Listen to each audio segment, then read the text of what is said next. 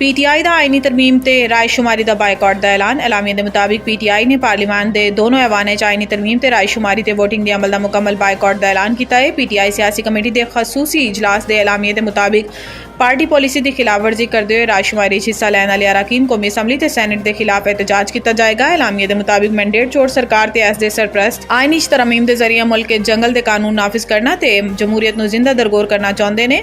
Party policy ਦੀ ਖਿਲਾਫਵਰਜੀ ਕਰਦੇ ਹੋਏ ਰਾਏਸ਼ੁਮਾਰੀ 'ਚ ਹਿੱਸਾ ਲੈਣ ਵਾਲੇ तहरीक इंसाफ ਦੇ ਅਰਾਕੀਨ ਕੌਮੀ ਅਸੈਂਬਲੀ ਤੇ ਸੈਨੇਟ ਦੇ ਖਿਲਾਫ ਭਰਪੂਰ एहतजाज ਦਾ ਫੈਸਲਾ ਕੀਤਾ ਗਿਆ ਹੈ। ਸਿਆਸੀ ਕਮੇਟੀ तहरीक इंसाफ ਨੇ ਕਿਹਾ ਹੈ ਕਿ तहरीक इंसाफ ਦੇ ਕਾਰਕੁਨ पार्टी पॉलिसी तो रूगरदानी करते हुए सैनेट या कौमी असैंबली किसी भी अंदाज रायशुमारी हिस्सा लैन वाले अरकान दी रिहायशगाहां दे बाहर पुरअमन धरना देंगे।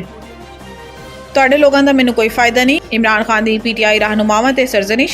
कबल अजी पाकिस्तान तहरीक इंसाफ का वफ्द मौलाना फजल रहमान की रिहायशगाह पहुंचा सी आईनी तरमीम ते मुशावरत की सी। इस दौरान PTI रहनुमावां ने मौलाना फजल रहमान तो शिकायत की सी कि एरनवे डियाला जेल च बानी PTI नाल मुलाकात की इजाजत नहीं दी जा रही। बाद PTI के 5 रुकनी वफ्द नूं बानी तो मुलाकात की इजाजत मिल गई।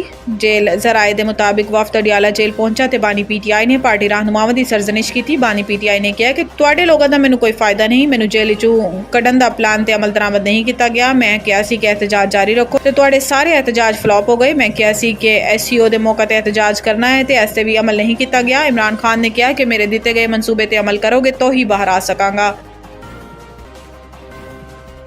खैबर पख्तूनख्वा ज़िमनी बल्दियाती इंतखाबात लई पोलिंग जारी। इलैक्शन कमीशन के मुताबिक इंतखाबात 53 village neighbourhood councils general खवातीन मजदूर किसान ते नौजवानों लिए मखसूस नशिस्तां ते हो रहे हैं। पिशावर समेत सूबे के 17 इजलाए 3,45,604 वोटर्स अपना हक के राहदही इस्तेमाल करेंगे, जिदे 1,85,370 मर्द ते 1,60,227 खवातीन वोटर्स शामिल ने।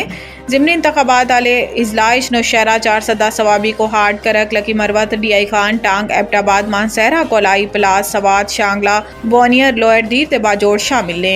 ज़िमनी बल्दियाती इंतखाबात लई 260 पोलिंग स्टेशन कायम किए गए हैं।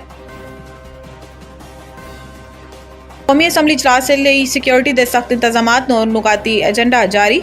तर्जुमान कौमी असैंबली के मुताबिक सिर्फ मीडिया के इन्होंने नुमाइंदों पार्लीमेंट हाउस ही दाखिल होने की इजाजत होगी, जिन्होंने डायरैक्टोरेट जनरल ऑफ मीडिया कौमी असैंबली सैकटरीएट की जानिब तो full session press gallery card जारी किए गए हैं। वनडे प्रेस गैलरी कार्ड जारी करने ते सख्ती की गई है। इसलिए अज होने वाले कौमी असैंबली के इजलास लिए वनडे प्रेस गैलरी कार्ड नहीं दिते गए। पार्लीमेंट गेट नंबर 1 तो कवरेज करने वाले कैमरामैन की एंट्री मुरतब करदा लिस्ट के जरिए होएगी। सिक्योरिटी वजूहात तो मलूज़े खातिर रखते हुए तमाम सहाफ़ी हजरात को गुजारिश है कि अपना प्रेस गैलरी कार्ड हमरा रखन। दूसरी जानिब कौमी असैंबली इजलास का नौनुकाती एजेंडा जारी कर दिया गया, जिदे 26वीं आईनी तरमीम शामिल नहीं है। एजेंडे लीगल एड ते जस्टिस अथॉरिटी तरमीमी बिल 2024 मंजूरी लई शामिल किया गया है।